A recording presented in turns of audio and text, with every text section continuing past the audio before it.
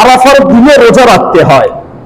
সহিহ মুসলিমের হাদিস, হযরত আবু কাতাদা রাদিয়াল্লাহু তাআলা আনহু থেকে বর্ণিত, নবী করিম আলাইহিস সালাতু ওয়াস সালাম বলছেন, সিয়ামু ইয়াউমি আরাফা আহতাসিবু আলাল্লাহি আন ইউকাফিরা সানাতাল্লাতী ক্বাবলা ওয়াস সানাতাল্লাতী বা'দা। বিশ্বনবী বলছেন, আমি আল্লাহর কাছে আশা রাখি যে আরাফার দিনের রোজার বিনিময়ে আল্লাহ পাক রব্বুল আলামিন বিগত এক বছর এবং আগামী এক বছরের গুনাহকে ক্ষমা করে দেবেন। বলুন সুবহানাল্লাহ। একটি রোজার বিনিময়ে 2 বছরের গুনাহ মাফ।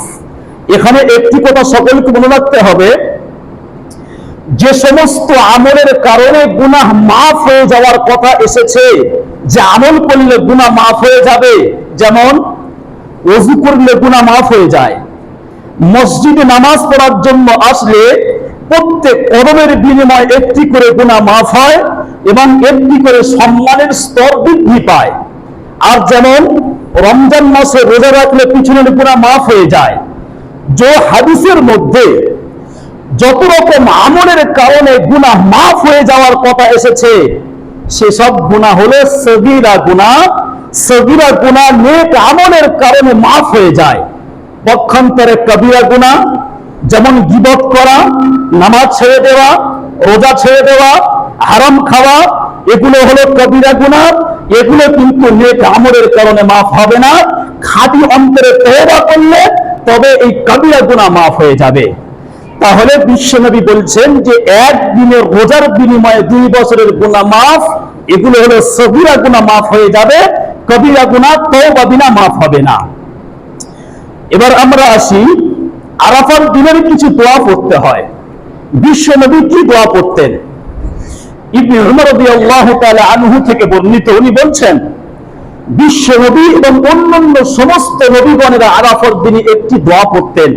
সে দোয়াটি হলো, লা ইলাহা ইল্লাল্লাহু ওয়াহদাহু লা শারীকা লাহু লাহুল মুলকু ওয়া লাহুল হামদু ওয়া হুয়া আলা কুল্লি শাইইন কাদির।